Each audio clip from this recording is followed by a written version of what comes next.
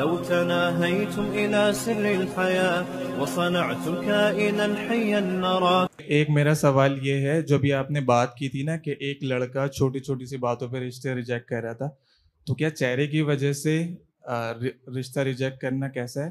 اور دوسرا یہ ہے کہ اگر آپ کی کسی ایسی لڑکی سے شادی ہو رہی ہو جو کہ ماڈرن ہو، لیکن آپ کے اس کے ساتھ پہلے سے ریلیشن ہو، اور وہ اس پر ایگری ہو کہ شادی کے بعد میں یعنی کہ پردہ وغیرہ کر لوں گی اور مطلب دین سیکھنے کی کوشش کروں گی، تو اس پر کیسا ہے؟ اور دوسرا یہ ہے کہ بغیر کسی استاد کی گائیڈنس کے قرآن کریم کا ترجمہ پڑھنا کیسا؟ کہہ رہے ہیں کہ بھائی وہ کسی خاتون کی کو شکل کی وجہ سے ریجیکٹ کرنا کیسا ہے.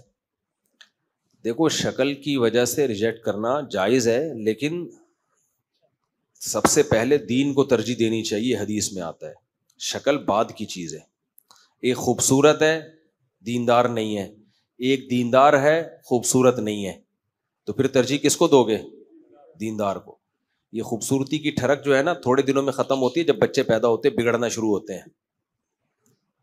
ہاں، دیندار بھی ہے خوبصورت بھی ہے، اور ایک دیندار ہے خوبصورت نہیں ہے، تو چلو بھائی وہاں دینداری بھی مل رہی ہے خوبصورتی بھی مل رہی ہے، تو پھر خوبصورتی کی بیس پہ ترجیح دے دو.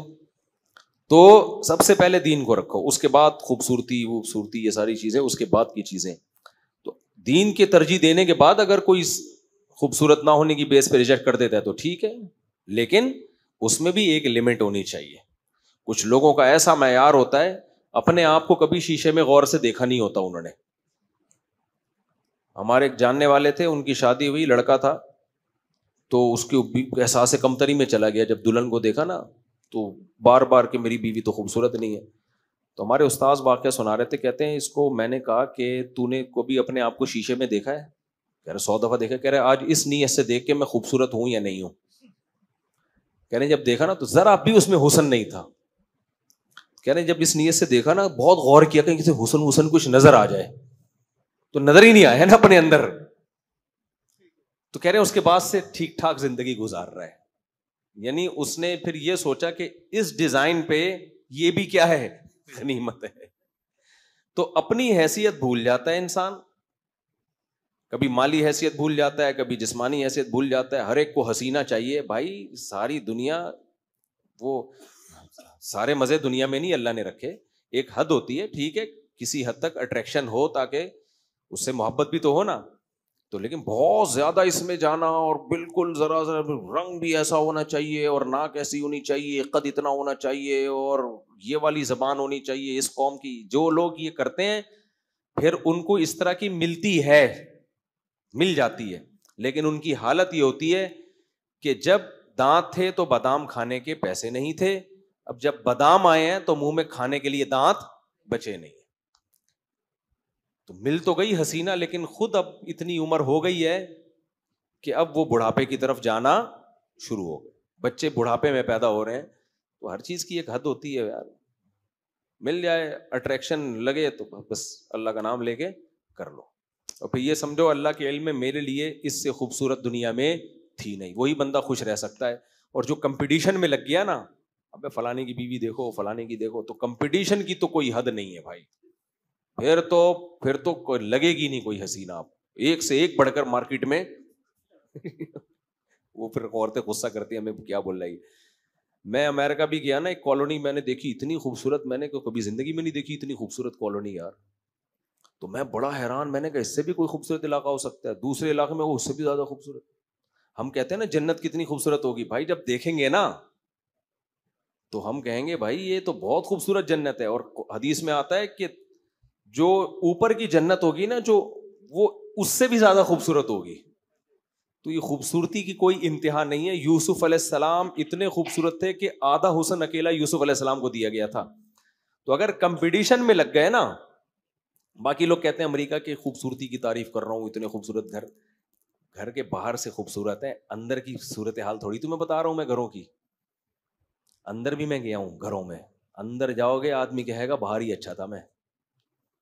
اتنی وحشت ہے نا، اتنی. بڈھا ہوگا بیچارہ پڑا ہوا ہوگا، کوئی پوچھنے والا نہیں. ایک یا بڈھی ہوگی اتفاق سے کہیں کہیں بڈھا بڈھی دونوں ساتھ نظر آ جاتے ہیں. بچے تو ہیں ہی نہیں. ابے اس سے ہمارا انڈا موڑ کا گھر 1000 گنا بہتر ہے یار. گھر میں بچے تو ہیں, گھر تو ہے, لوگ تو ہیں, پبلک تو ہے. وہ تو پبلک ہی نہیں ہے تو دیواریں کھا رہی ہیں, تو گھر کا کیا کرنا ہے ایسے گھر کا. ایک کو تو میں نے ولاگ بھی بنایا, کتا لے کے جہاز میں جا رہا ہے. ابے کتے کی سیٹ کیسے مل گئی جہاز میں تجھے؟ کتا ہی اتنا, ہمارے غریب پاکستانی سے تو کتا اچھا ہے بیچارہ.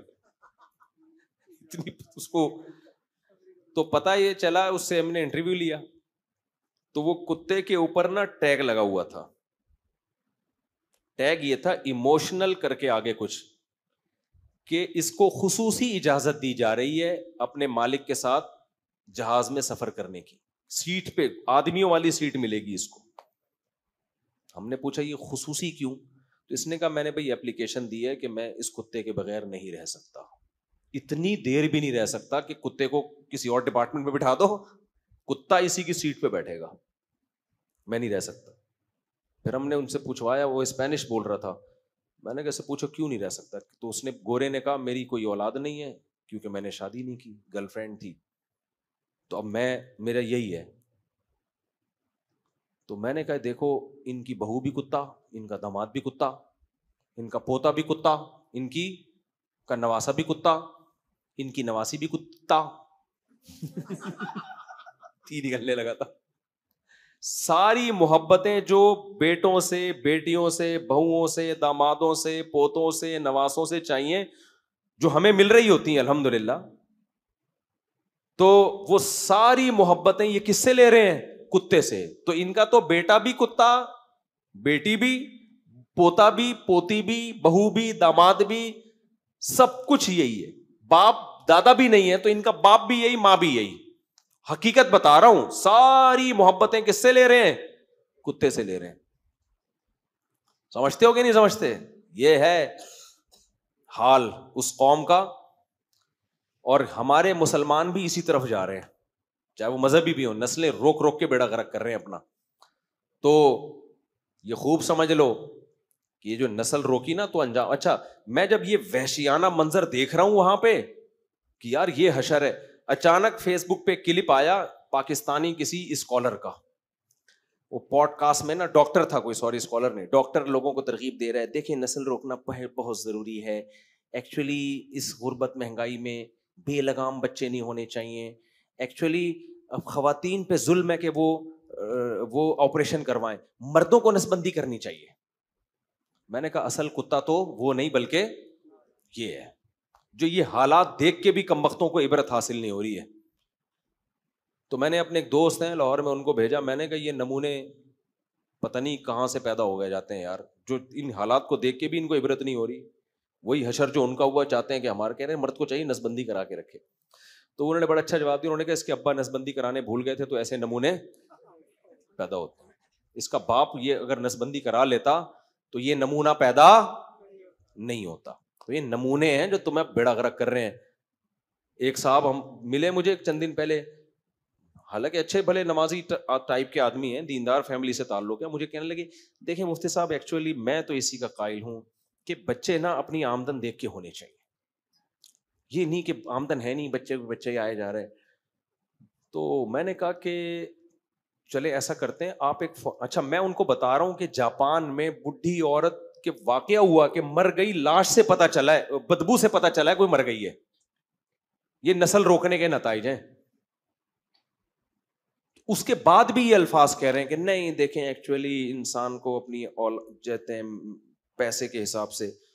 تو میں نے کہا پھر آپ بتا دیں کہ کتنے پیسوں میں کتنے بچے ہونے چاہیے.